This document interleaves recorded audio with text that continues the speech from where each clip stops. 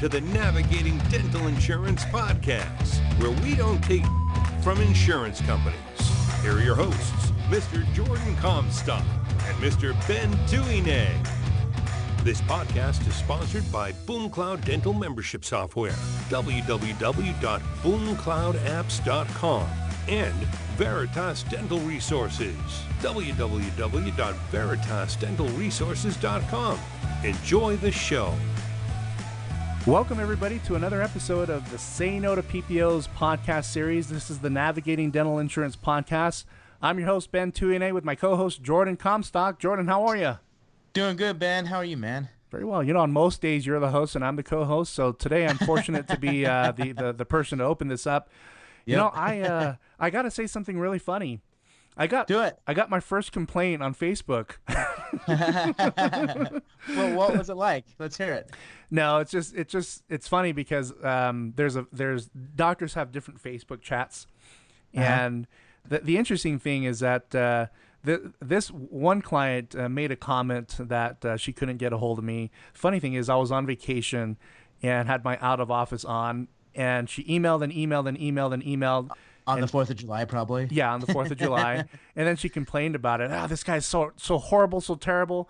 And when she emailed me on the day that I got back, I responded right away. And several clients emailed me and said, Ben, this person is like bad-mouthing. What should I say to defend you? I was like, yeah, just let it go. You know, there's some people out there that you just can't make happy. But I felt That's true. I felt like a badge of honor that I finally got my first complaint after. Nice. I don't know. Nice, man. But I thought I'd mention that just to let everybody know that we're human. You know, you can't avoid the patient that's always going to complain, but you don't have to be depressed, because if you've done all that you can, don't be depressed and don't beat yourself up. And that seems to be the going theme these days. You know, Dr. Costas' podcast, his introduction is regaining your passion, and I was thinking about that the other day. If you have to regain your passion, that means you probably lost it somewhere, right? Yep.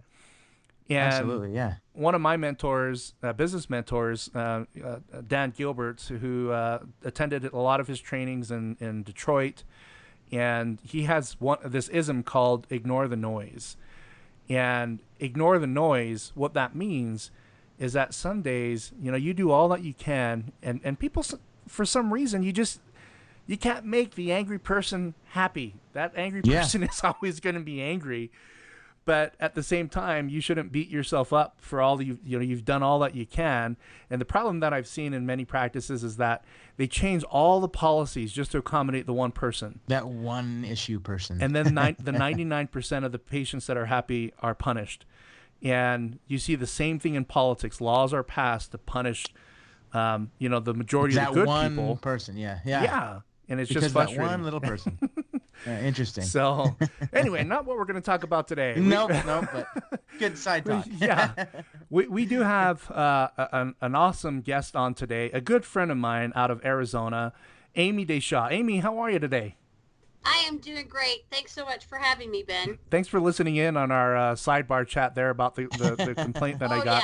Yeah. I don't have any of those, but when I do, I'll be sure to call you first. Yeah, good for you. Help me through that pain. Yeah. You know, the first time Sometimes it can be painful. It can be. The first time I got a cease and desist from an insurance company, my world just fell apart. I thought it was like a punch in the gut. I thought, oh man, they're going to take me to court. And then I started to think, I didn't do anything wrong. So they're just trying to threaten you. Yeah. So I go to the attorneys, and the attorney read the cease and desist, and they started laughing. They're like, we send these things out all the time, but they're just to scare people. Yeah, just to scare people. But he said, you can ignore this. You didn't do anything wrong unless it comes from a court or a judge. You don't have to do anything. So we just, filed it in the trash can. I got a cease and desist as well, and when I got it, I just started laughing because I just thought it was ridiculous, just what they were asking me to do. And then again, I talked to my attorneys, and they're like, they're just trying to threaten you. Yeah. That's mainly what they do. But Anyways, so Ben, you've known Amy for some time, right? Tell us your background with knowing Amy. Yeah, so Amy is a professional coach for dental practices. I guess she also wears the hat of management consultant as well. One of the better ones that I've seen that's out there. She's worked with a number of our clients, and I'll let Amy talk about her background. But I met her. Yeah, that's right. I met Amy through networking. As a matter of fact, there's another gal that does the exact same type of business that I do. I think that we probably met through her. Was it Becky that we met through? Yes, we met through Becky initially. Yeah, so Becky Baylock is another awesome fee negotiator. She works in the same space that I do in the industry. And we met through her. From Arizona? Yeah, Arizona. Okay. Becky was running a group practice for a client, a friend of ours out in Arizona, and that's how I met Amy.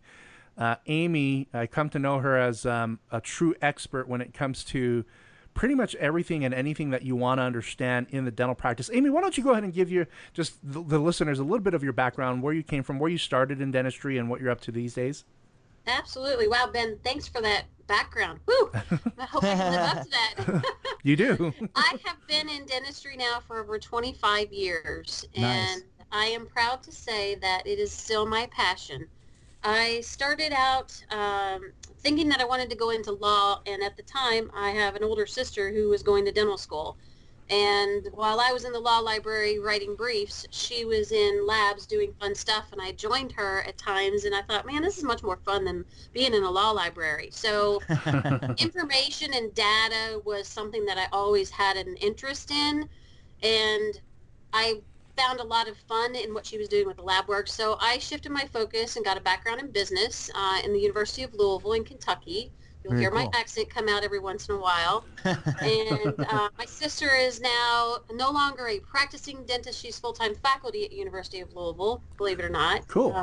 Awesome. So she got me into dentistry really, and I'm the little sister, so I helped her buy a practice. And had I known more of what I know now, then I would have never let her buy the practice. So I got the fortunate opportunity over the years to work in every role except for the hygienist and the doctor in the field. And went from every role to getting the opportunity to be trained by a nationally known firm who's no longer in existence on the consulting realm. That was Mercer Advisors over the years, if anyone knew them. That was the Imtiaz Manji years. He's still around, but he's doing Spear Center now. But I was professionally trained by a group of individuals there to be a consultant. And the focus was on transitions, team training, leadership, as well as financial planning and portfolio management for our clients. So I received a phenomenal education there, and I have to say that that really gave me the basis and the foundation, along with my clinical experience, because I have my RDA license as well. But it just gave me the knowledge and the background to really be able to help clients in a more comprehensive manner. So my passion really became more in depth when I saw the challenges that my sister was going through as a business owner. And as a purchaser, what happened in the whole process of her buying a more cosmetic driven practice than it was a healthy client base, patient base, whatever you would like to call that type of a practice. So she had a lot of struggles through the years of trying to build a practice on the 4th floor in a 7-story building. So over the years, I refined my general coaching knowledge. I used to be called Success Essentials, and I refined my methodology to D4 metrics. And the D obviously stands for dentistry. The 4 stands for the 4 quadrants. As I started to have to compartmentalize data for clients, I broke it down into 4 quadrants. And then the data and analytics and the metrics of information that is within those 4 quadrants. So I came up with the name of D4 metrics. Cool. Very cool. Yeah. That's kind of how I take my focus. So I want to really call myself more of an analyst and a strategist than I am a consultant, because I'm looking at the information in an effort to be able to get me to an endpoint. And how do I get to that endpoint with all that I have as far as the data that I've captured and gathered from that practice? So I look at it a little bit differently than some consultants do, and it was based on the training that I received from many years back, and then my own personal experience in working in practices. So that's Very where cool. it all started. And how long have you been doing? How long have you been doing the D4 metric system? I guess is what I want to know. D4 metrics I've been doing for about 3.5 years. Rebranded my name 2 years ago, and prior to that was in the development phases through Success Essentials, doing the coaching that I'm doing, but then started to shift my model and finally rolled it out 2 years ago fully. Very. So I've been consulting for over 12 years and independently now for 6 myself. Very cool. Awesome. So it's myself, and then I have 2 gals that do some project work for me. Locally, they are both here. One's really, really a whiz on Dentrix, which I am myself. I can probably run reports for you in Dentrix in my sleep. And do you find in Dentrix, are the reports pretty accurate in Dentrix? I've heard lots of complaints just through talking to. Yeah, what are your versus just running the preset reports? I run more query reports through the data filter section, which allows me to get the information that I want more filtered. So I prefer Dentrix software over the others only because I can do those types of query reports in EagleSoft. They're already preset. And those are the 2 main systems that I see out there. However, I am teaching myself Curve right now and Dentrix Ascend because I have some clients that are on those products because people are wanting to go more cloud-based. And then more and more people actually are getting on Open Dental. But Open Dental is a similar system to Dentrix where I can extract and filter data out as well. What I love about being able to capture the data out of the system is I can export it into an Excel spreadsheet in some way, shape, or form. And then I can have a better understanding of the age of the patient base, patients due by certain months. Then I can plan, for example, here in Arizona, we have seasonal patients.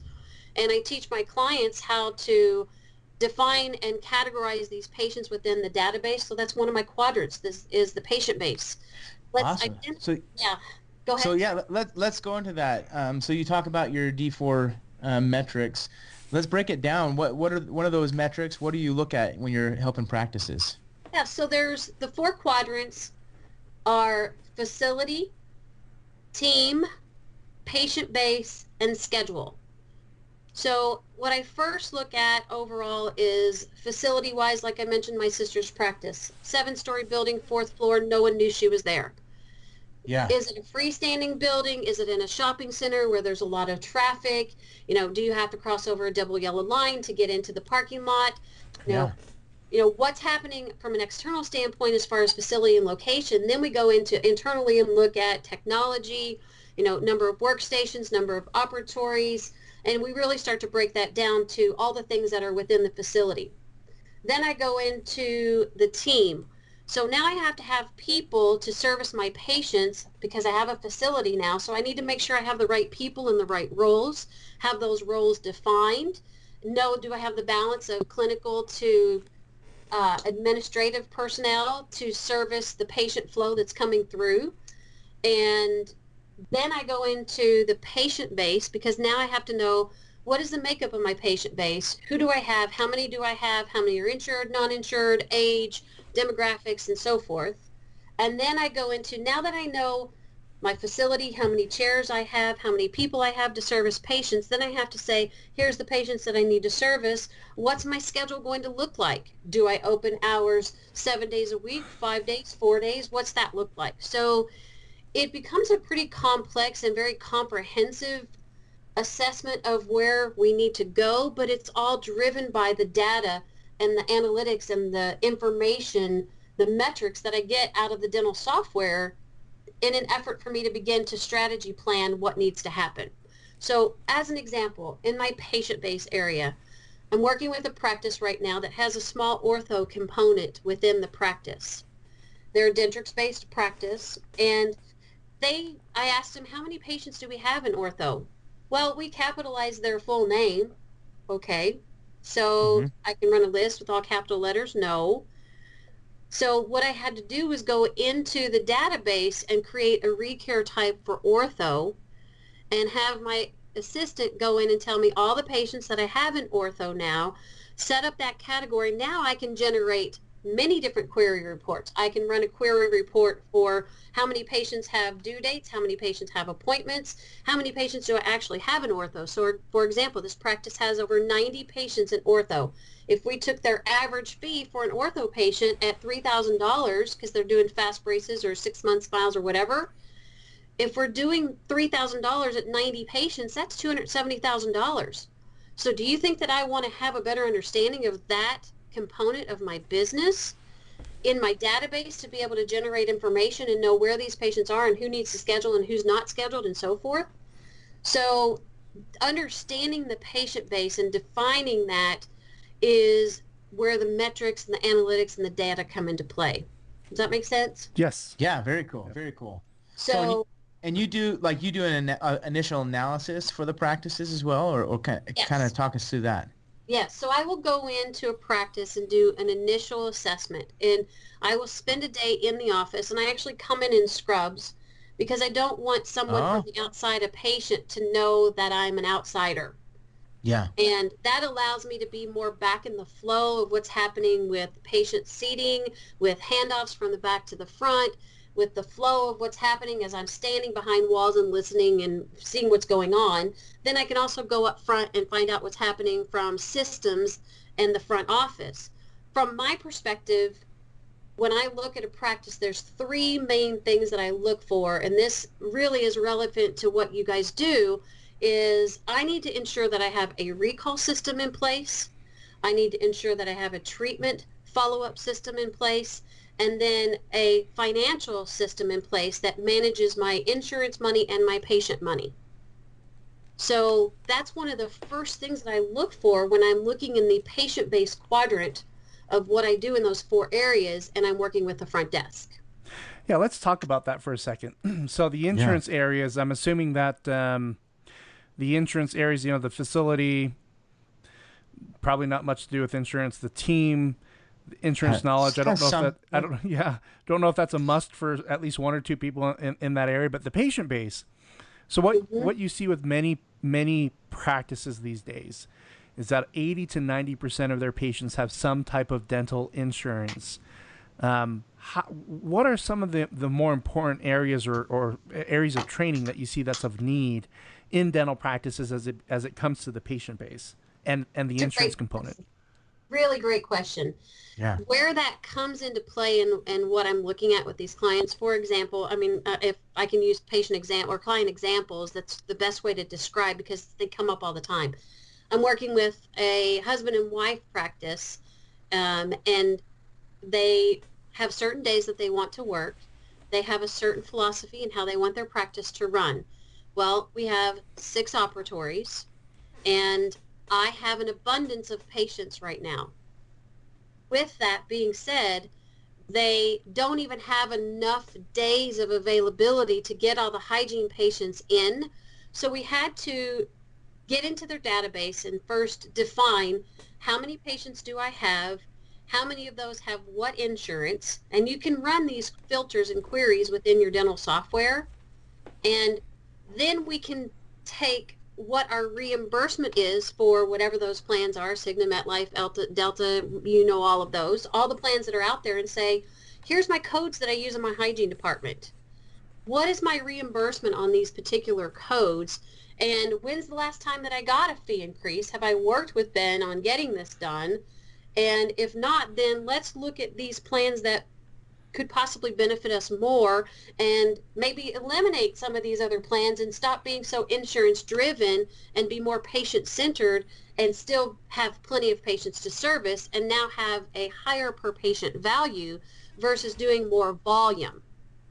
So that's something that I look at with clients to be able to help them really understand what they have to work with, because then I can take that data and say, here's what I know, this is how much I'm going to get, so now I can build an ideal day schedule for my hygiene providers. If my doctors want them to do 1,000 plus a day, then how are they going to do that with the makeup of the types of patients that they have in their practice? Another practice I'm working with right now has quite a bit of PPOs. You're correct. I would say that they're probably at the 80 percentile of insurance. And when I look at that, I said, how many are on each plan? Well, I have over 1,000 of my 2,500 active patients on, guess what? Delta. Delta. I was going to guess. Yep, yep. Delta. And no one knew how much we get on a Delta crown. So I said to the doc, do you know what your reimbursement is on a Delta crown? Well, I don't know. I thought that it was 5+. And I said, well, you're not right. Imagine somebody that loves to embezzle money. You know, that's like the key like ingredient. crime. You don't know what they're going to pay you. Okay, I'm gonna pay the doctor maybe $700 and pocket the rest. Yeah, absolutely. That's crazy. So I said, you did 355 crowns last year. How many of those were Delta versus Cigna? No, just overall. Just the 2740 last year. And I said, how nice would that be if over half of your patients that are on Delta, you got a higher reimbursement because you got your fees negotiated, and then you didn't have to take these other plans that were low paying, or whatever mix of patients you want to have. Let's know what you're getting reimbursed. If you have to say insurance is part of my practice because that's what I need, then let's set up a schedule back over to my scheduling quadrant. Let's design a schedule for you that's going to get you what you need per day versus having a $7 patient in your chair. And the hygienist didn't even pay for herself that day. I said, people in your practice right now are just filling holes. They're not strategically scheduling based on what we know about our patients. So that's the level that I can take it to. It's time consuming, but if someone really wants to have the type of practice that they'd like to have with a higher per patient value and still have some insurance but be less insurance dependent, then you really need to know your patient base and the makeup of your patient base, and even so much down to the age of the patient base. Yeah, I agree with that. I think a lot of our listeners they want to be what Jordan does. You know, they want to be insurance independent. You and I, Amy, we deal with insurance daily. Jordan deals with the doctor that's trying to build the uninsured patient base. Do you see a lot of that on the rise? Are a lot of offices that you work with building membership programs, in-house programs? Are they building a group of fee-for-service patients or a patient base that is not insurance based? Do you see that? I do see that increasing. Absolutely. For example, this particular practice has the 866 plan. I have sample brochures, I could say right now, easily over a dozen from practices that I have gone into that I say, tell me about your in-house plan. Well, here's our in-house plan. And they're so off random as to what their plan looks like, whether it's a single individual plan versus two people versus family, and then what they're going to have to pay, and then what their payments or what their percentage discounts are. Oh my gosh, it's all over the place. All over. Yeah, that's why Jordan's here. Yeah, that's why we see a lot of practices like that, and I do a plan evaluation with the membership programs with a lot of our customers that use our software, and they a lot of the times when they first come to me, their plans are just crazy, and I'm like, if you can make this simple, it's going to be a lot easier to sell for not only your team members but for the patient to understand what you're trying to sell them. And we have that conversation, and most of the time I can talk them through it, but there's a small percentage of doctors who after I get done talking with them about simplifying everything and organizing it the right way, they do it, and a small percentage don't, but I see that all the time, Amy. Yeah, I mean, out here in Arizona, which is where probably 75% of my business is, I see that it's more insurance driven because of competition, because we have so many dentists out here. Population wise, they just need insurance to increase flow into their practice. Yeah. However, what they miss in that is going back to the per patient value. Yes, absolutely. You could have a much healthier lifestyle and day to work if you knew your per patient value and had to be able to maximize the flow of patients into your schedule. So, Ben, you said something earlier about not really sure how the facility and the team work into insurance. Well, if you have more insurance, then you need more chairs to get more bodies. True. Gotcha. And then you need more team members to service more patients because you don't want a patient sitting by themselves. And So deal with the from insurance companies. Yes. So from my perspective, it's the facility has to be bigger because I need more chairs, and the team has to be bigger. So now I've got overheads that have increased Yeah. just to see more bodies at $7 a pop for Right. cleaning. I mean, Yeah, seriously. it doesn't why- necessarily mean that the profit margins have increased because, the volume has increased. It's Yes. very interesting. Yes, that's exactly it. I see how it all ties in together, and thank you for that. I was Yeah. struggling to figure out. So Me I too. get it now. Facilities. I mean, there are some practices out there that buy a 16 operatory practice startup location, by the way, Startup location, Yeah. goodness. and they have a cone beam, a pano, and they have all this amazing equipment. Probably spent well more than $1.5 million in the build out. Wow. And I'm not too sure. I mean, as a startup practice, I mean, Amy, you probably know better than me, but I'm thinking, gosh, I'd probably have to have a big marketing budget to fill the chairs. Yes. And Absolutely. that's what they did is they signed up with every PPO plan. I think the mistake that they made is they also did Medicaid. Yep. And the problem with doing certain insurance plans, like you talked about, the value per patient is that if you encourage those decreases. types of patients to come to your practice and build a Medicaid patient base, it's going to overrun you. And it's Yes. going to be so much more difficult for you to get out of that network. And now you've built a patient base that you didn't want. Right. So what's your advice for, as you're making this assessment on the patient side of things, the dollar per, the average patient value? If it's a PPO plan where they have a lot of patients, but maybe not a lot, maybe rank number 8 on the list of third-party payers and how many patients you have per third-party payer or insurance plan, and they're number 8, but the fee schedule is 50% off of what your standard office fee is, and you're priced reasonably, maybe in Right. 50 or 60th percentile. Well, I mean, walk me through that scenario. What would be the common Amy advice, putting her hat on, 50% write-off on these patients, they're number 8 Wow. on the list. I know there's a lot more in the analysis, but There is, but I start to slowly not pre-appoint those patients. That would be the first thing. And then I would build a scheduling template, if I had to, that defined the type of patient that I wanted in that chair. So, for example, within Dentrix, again, it's one of my favorites, I can put Met patient, Cigna patient, Delta patient, whatever plan that I'm getting the better reimbursement. And then when I run my recall list, I can see on the far right hand side when I'm trying to fill a schedule what insurance company they have. right. So there are ways of really strategically knowing how to manage, first of all, the hygiene department. I put so much emphasis on the hygiene department because that's where it all starts, is you got to get the patient into the hygiene chair to find the restorative opportunities. So it starts with building a more solid hygiene schedule, whether it's a staggered schedule, whether it's an hour appointment, 40 minutes, whatever it is that you're going to do. There's so many different models out there. I'm not going to tell you which one to do versus which one not to do until I understand your practice better.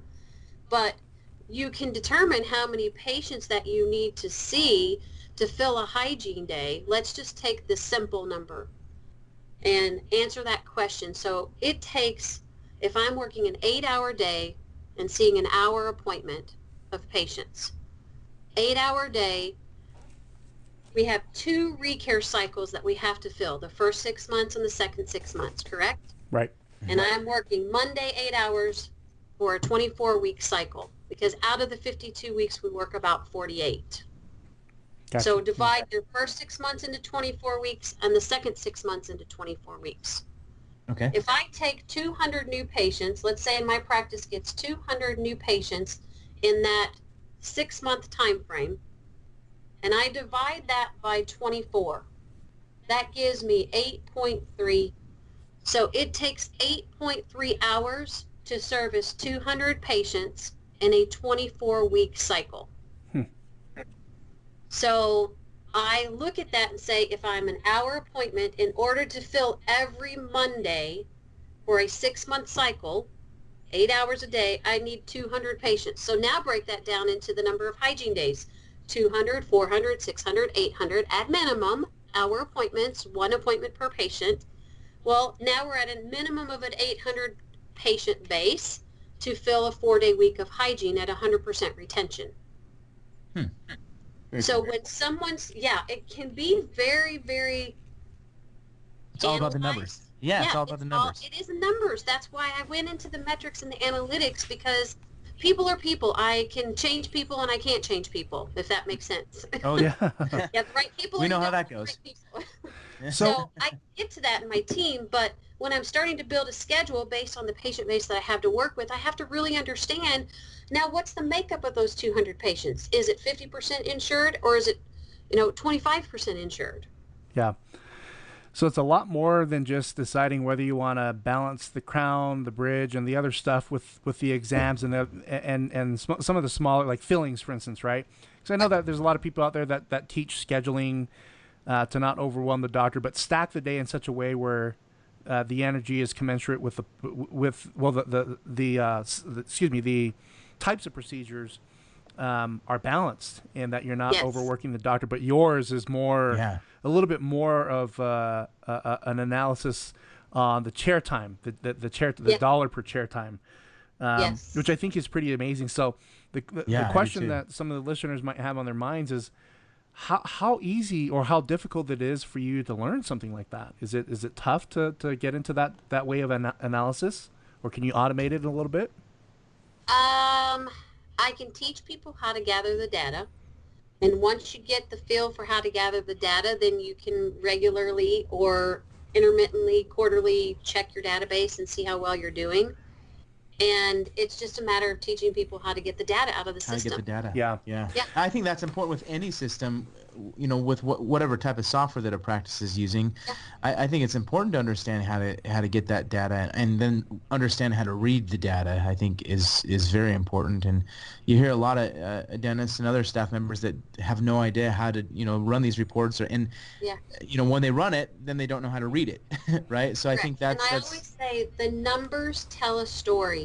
Absolutely, and I just told you the story of 200 new patients. If we retained all of them, what does that story look like? So if I got 200 in this 6-month cycle, then I better be looking at building hygiene days out into the future if I'm good at retaining all of these patients. Yeah.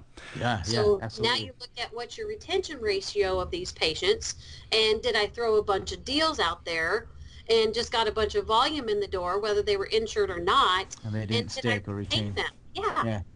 It's all about retention. It is about retention. It's about understanding your patient data. I mean, in other podcasts that I've done, if people have heard me, I have said I could stand on a soapbox and talk about patient-based data until I was blue in the face, because that is where all of this starts. We are about the patients. We are about patients. Yes, we are a business and we have to make money. Don't get me wrong. But when it comes down to that part of what they're asking me to help them with, I can't be the person stuck in all your noise of this person doesn't like this person and all of that. All of that is HR personnel stuff. Yeah, it's HR, I'm looking at practice from a management perspective and an analysis and a strategy planning perspective to say, what is it going to take for us to get here? We have to have this, and this in alignment. And then we have to have the chair space and the people and the patients to service within all of these. So the methodology that I have refined over the years that I brought to the D4 metrics was something that I learned in the past, but I didn't really dig into it and wrap my arms around it until this last really 3.5, 4 years of helping compartmentalize data for people. Yeah, I like that. Yeah. It just makes it so much easier. So if you threw something at me, whether it was a team issue or whether it was a patient issue, it would end up in one of my quadrants. So I take a notepad into the practice when I go in to do that analysis, Jordan, as you said. How does it work? I go in, I've got a notepad, and I have tabs that are my team, facility, patient base, and schedule. And as I'm going through my day with them, I'm flipping through and going, okay, this is a team issue. Flipping through, okay, this is a scheduling issue. Okay, this is a facility issue. And I start putting my notes through that assessment of watching the business flow throughout the day in an effort to be able to start building what I call a strategy plan for them to begin to increase. So a lot of times my first thing to do when I go into the practice is do that recare and that treatment. But in some practices, I've got to get money in the door fast. So I've got to get on the accounts receivable right away and work with someone on implementing a more strategic follow-up system in patient money and insurance money and get my money in the door so that I'm paying for myself. Yeah. And that is a lot of the time where I have to go.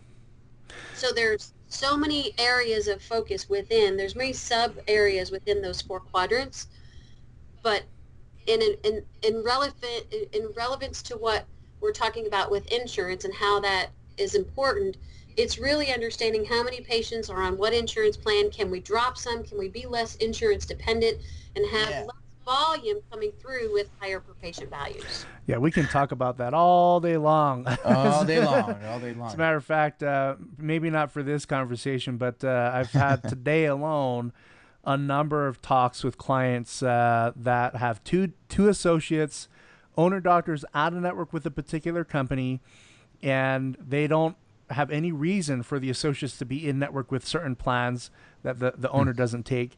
And so in many practices, I do see this where there's a PPO that pays very, very low, and the out-of-network benefits, and if you know what the out-of-network benefits are, or if you don't know and you want to go out-of-network, that's something for you to consider, is if you go out of network, what's your strategy? What's your plan? And these you gotta have a strategy. These practices have figured it out. They just don't realize it, that wow, our associates are still taking these plans. We need to cut them loose. We already got a process down for the owner that works really, really well.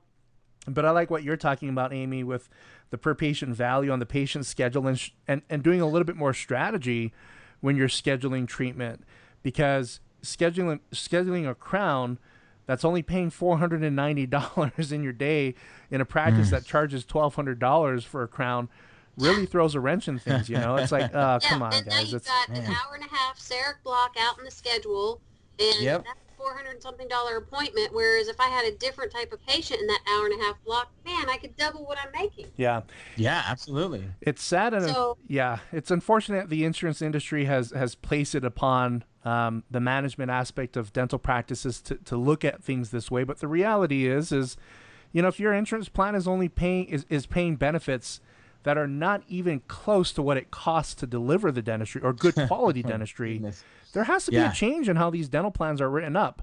I agree 100%. If I were a dentist, I certainly would not take a dental plan in an area, let's say your crown is $1,100 or $1,200.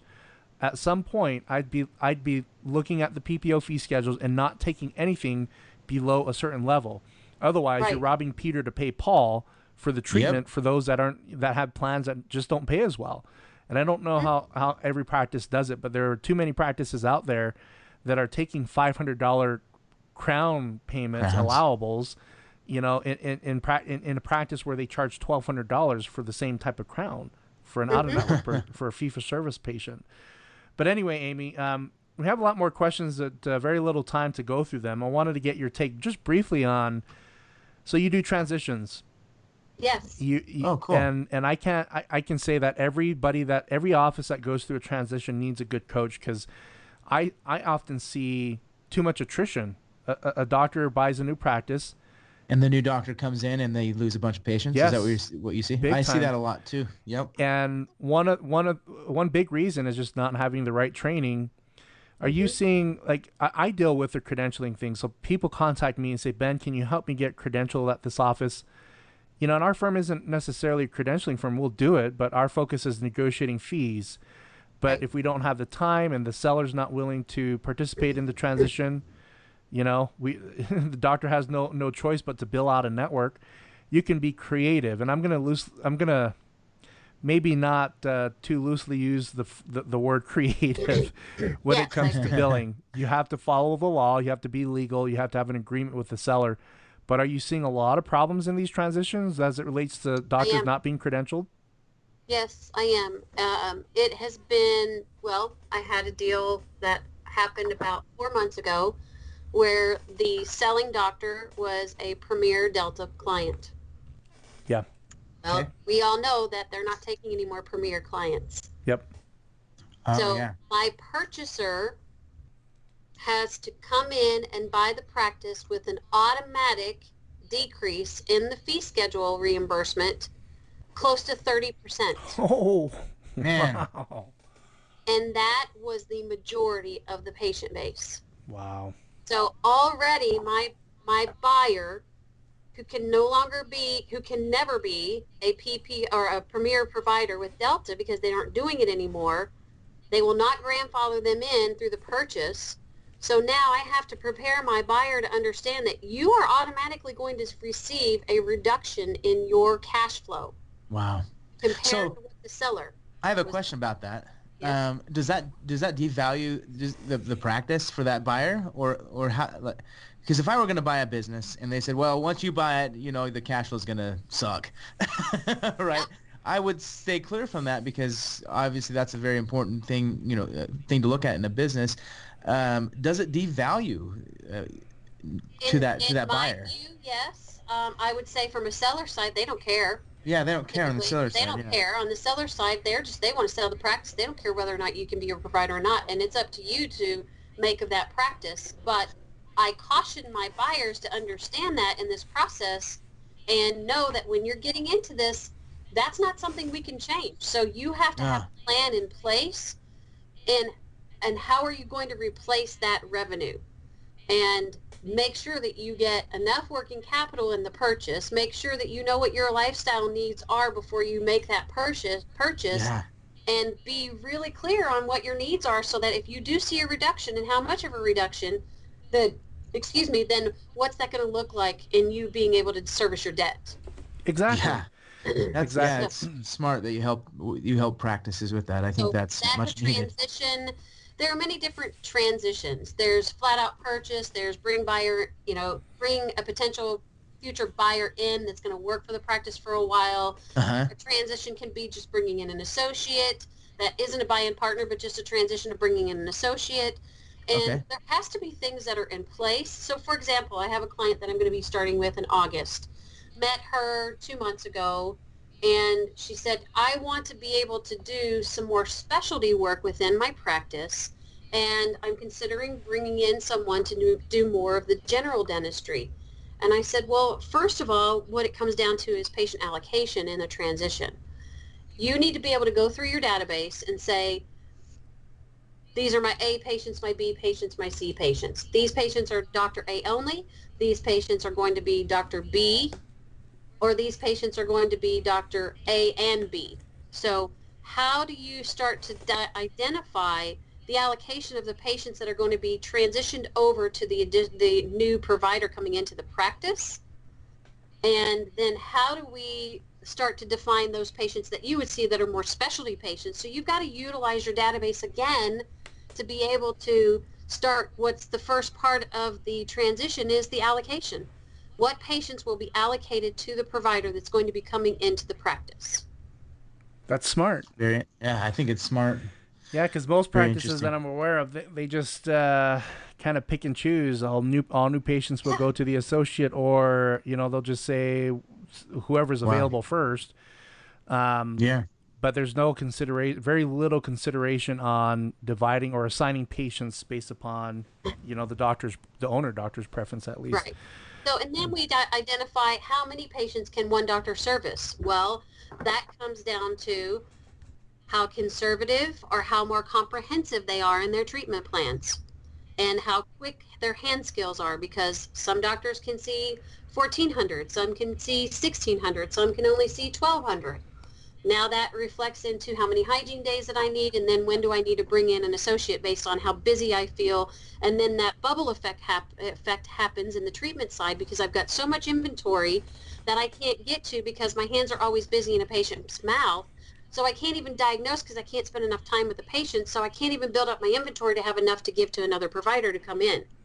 So there has to be a really healthy balance in there of when you're ready for a transition. How do you know when you're ready, and what does that look like? Yeah.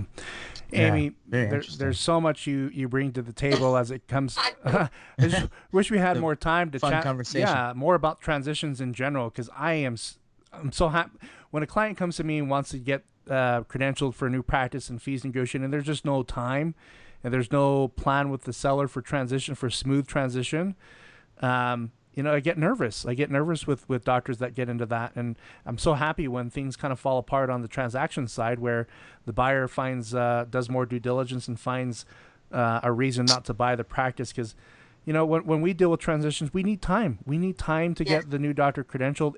If the seller's not going to stay around for a transition period, sometimes a buyer can get it in bad situation. We have so many clients that buy practices. The seller leaves on day 1. Yeah. On day 2, they start billing insurance. They start doing work. Day 30, they don't know how to set up their system. Exactly. They have no clue. They don't know what to set the default providers at. It's just chaos. Day 30, there's no money coming in because they don't have a system in place. Oh, and they're out of network. The insurance company doesn't recognize the tax ID, the new tax ID that's being billed. It's just a nightmare, a huge nightmare. You need time, and you need experts to help you through those processes, and Amy's one of them. Amy, if somebody had questions, I know there's a lot that we kind of mentioned, but we didn't really have a whole lot of time to talk about everything. If anybody has a question about what we talked about for you, or things that we didn't talk about, how do they get hold of you?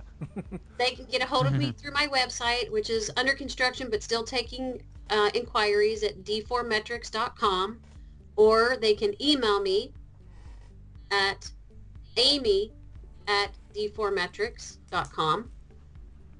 And is it D4 like the letter D and then the number 4? D is in dental, the number 4, and then metrics, metrics.com, and it's AMY at D, the number 4, metrics, metrics.com.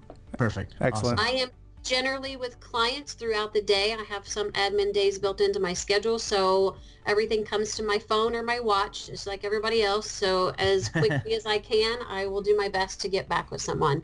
Excellent. And we will post all of this in the notes. If you're on iTunes, SoundCloud, or on our website, Amy's contact information will be there. Amy, thank you so much for being on the program today. Yeah, it was Amy. a delight and pleasure. Thanks for having me, guys. It was fun. And we'll last. Yeah, Not a lot, awesome. but hey, there was a lot of information. No, Yes. Yeah, that's exactly what we look for. So nice job. All right, thanks, guys. Okay, take care. Yep.